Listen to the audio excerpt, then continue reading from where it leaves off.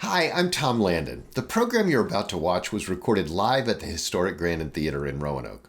Since we started the Echo Channel, we've made every effort to record as many Hoot and Holler storytelling shows as we can. If you appreciate seeing programs like this one and the fact that we make them available online and on demand to a global audience, I hope you'll consider supporting Blue Ridge PBS by becoming a member. These programs aren't cheap to produce, and we're actively seeking underwriting to support the recording, editing, and distribution of Hoot and Holler so that we can continue to make these heartfelt and personal tales available to those who are unable to attend them live. If you'd like to learn more about sponsorship, please drop me a line by email at tlandon@blueridgepbs.org. And enjoy the show. Blue Ridge PBS and Echo present Hoot and Holler, a live storytelling event recorded at the historic Grandin Theater in Roanoke, Virginia. Howdy, everybody. So great to be here and not to be trying to get you to give me money for something. Appreciate this. So, as Lee said, I kind of grew up a free-range child, as many people my age did. We left home in the morning and we came back at night, and no one thought we'd been abducted. And it was great. And I grew up, I'm the youngest of six. In my family, no one got an allowance. And this was true in my whole neighborhood. My dad wasn't a special heart or anything. You didn't get an allowance. If you wanted something special, you had to earn the money. So some kids cut grass and some kids babysat. And in my family, the boys were paper carriers. And I'm gonna say paper boy for the next little while, but that's me when I started. I was 7 years old. You had to be 12 to deliver the Indianapolis Star, but my oldest brother, Rich, got a route when he was 12, and then he got tired of it, so my brother Mike and I took it over when Mike was 9 and I was 7. The next picture you'll see is about me when this action took over. I love that super dreamy and highly flammable shirt I'm wearing.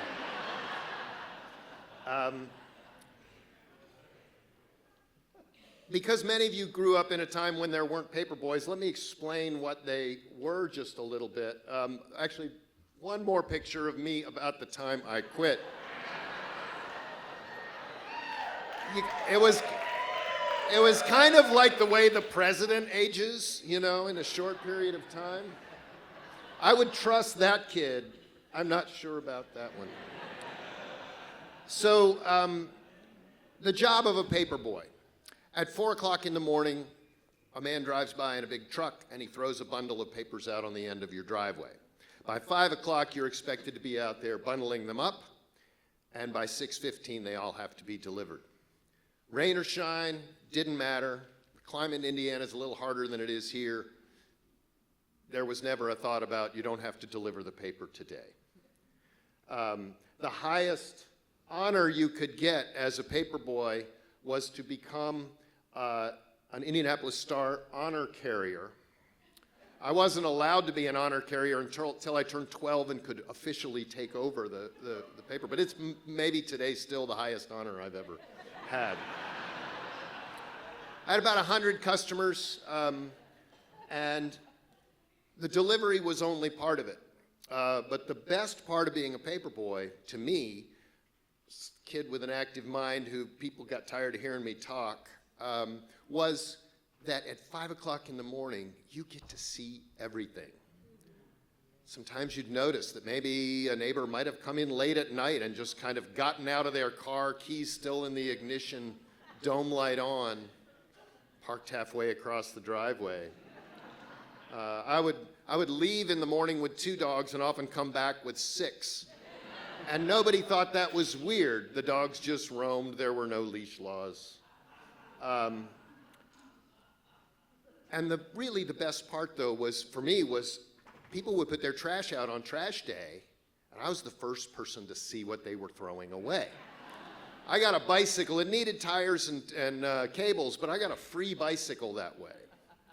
And one morning, At about 5 o'clock in the morning, I looked over and my next door neighbor, the Barneses, they had recently had their adult child, male, move home. And a couple weeks after he moved home, this cardboard box appeared at the end of the driveway. And in that cardboard box was a whole box of about 45 or 50 Playboy magazines. These were mostly like 1968 Playboys. I think he'd had them for a while. I quickly became I had a second job, and that was as the proprietor of the Fairwood Hills Lending Library. And I was, all my 11-year-old friends were coming over, and they could check out 2 or 3 magazines at a time. I don't know how my dad didn't find that box in the shed. Maybe he did, but he certainly never moved it. So back to being a paperboy. So you had to collect. That was the thing, is you ran the whole business. So you had a little leather book with tear-out receipts in it, one for each week. The Indianapolis Star was $1.35 a week, and that meant you had to pay the paperman every 2 weeks. It was $2.70 every 2 weeks. My brother and I figured out that if we collected half the route once a month, we could collect for a whole month $5.40 and only have to collect half the time.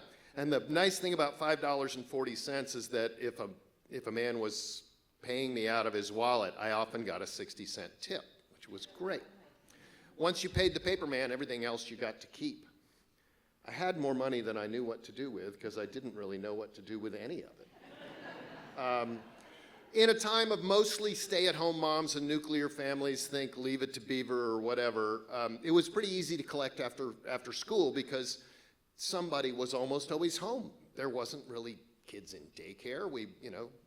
The dad went to work. The mom, if she went to work, she was probably home by the time the kids got home. I'm the last generation between kind of before the latchkey kid. So I would go around and collect my $5.40 from everybody.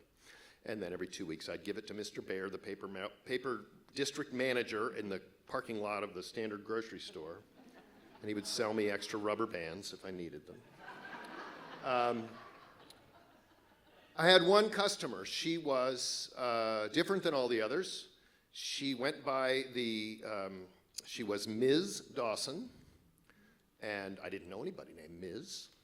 And she was single. She was a working woman. I don't know much about her except she had bright red hair like the kind Lucille Ball had, out of a bottle.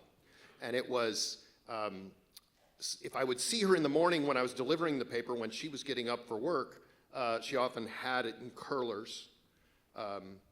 And would be wearing a house coat. She had a little white poodle that was a little bit yappy. And I saw a little bit of her house because my customers would invite me in on a cold day to stand on she had a plastic mat inside her front door, and I could go in and stand on that little mat while she got the money to pay me. And in her little house, little ranch house, it had white walls, white shag carpeting, white furniture. There were 2 chairs and a sofa in her living room, and 1 chair and the sofa were covered with plastic. There was a smell to her house that was a little unique. I had smelled it once before when my grandfather had died and my parents had left my brother and I with the upstairs tenant to go to my grandfather's funeral. And when we came back, my mom said, "How was Miss Rose upstairs?" And I said, "Well, it was fine. She let us watch TV, and she gave us weird candy. And then, but her house smells a little funny." And it smelled like cigarettes and, I would learn later, alcohol. And my mom said, "She's a sweet lady, but she's a rummy," which is the nicest term for an alcoholic I can think of. So again, I said I don't know much about Miss Dawson except she colored her hair. She, loved white. She drove a white Thunderbird, and she probably drank too much. Because she worked so much, she was hard to collect from. And so $5.40 turned into $10.80. And she was 2 months behind. And $10.80 turned to $16.20, and she was 3 months behind. And I finally caught up with her, and I said, you owe me $16.20. And she said, that's too much. I don't have that kind of money laying around. You'll have to come back and get it later. Well, at this point, I'm 11, right? So I'm not a hard bargaining negotiator. It got to $21.60. And I went to my dad, and I said, my dad was a businessman. I said, Dad, what do I do? This lady owes me $21.60. And first, he was really mad at me because I hadn't kept up clearly. And then he said, if you want to collect money, bill collectors just have to be pests. So my friends and I gathered around. We're trying to figure out what we could do to get Ms. Dawson to pay me this $21.60. And we had a lot of ideas. Eggs at her house, that was one idea. Pitching a pup tent in her front yard with a big sign that says doesn't pay her bills. But I was never going to do that. And then I remembered when it got to 5 months and $27 that I had a box of Playboys. And I don't know how the 11-year-old brain works, but in my mind, this was the perfect solution. The next morning, I got up extra early. I was there when the papers were dropped off at 4 o'clock. And I went to my stash, and I pulled out 8 centerfolds, and I took a roll of tape from the kitchen drawer, and I packed up my bag as quick as I could. I delivered the first half of the route as fast as I ever had, and then I got to her house. I didn't want her yappy dog to bark, so I was as quiet as a mouse as I went up to her glass storm door that was on the outside. And I took out 8 centerfolds, and I stood on my tippy toes because I was about 4 feet tall. And I taped 8 centerfolds to her window. Now, I don't know if you've seen a 1960s Playboy, but they weren't especially naughty. But they were also real women. So maybe they had a little mustache.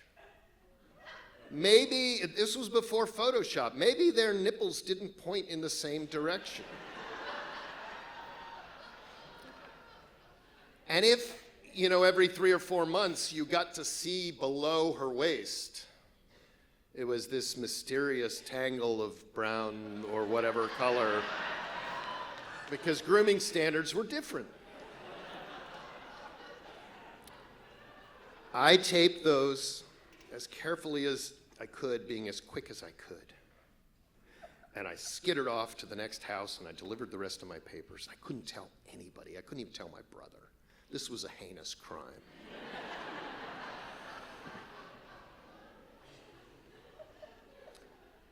We were at 6 months and $32.40 at this point. I don't know how it worked, but when I came to deliver the paper the next morning, taped to the outside of her door was an envelope with $32.40 in it. She paid up. I imagine she never told anybody about it either. Yeah, she paid up, and then after that, every month on the exact day it was due was $5.40 taped to her window. We never talked about it. She never invited me into her house again. I'm always liking to look, I've done this storytelling thing a few times, I always look for a moral to the story. And I had a hard time finding a moral, but this is what I came up with. When you're out of options, don't forget to think outside the box of Playboys. Thank you.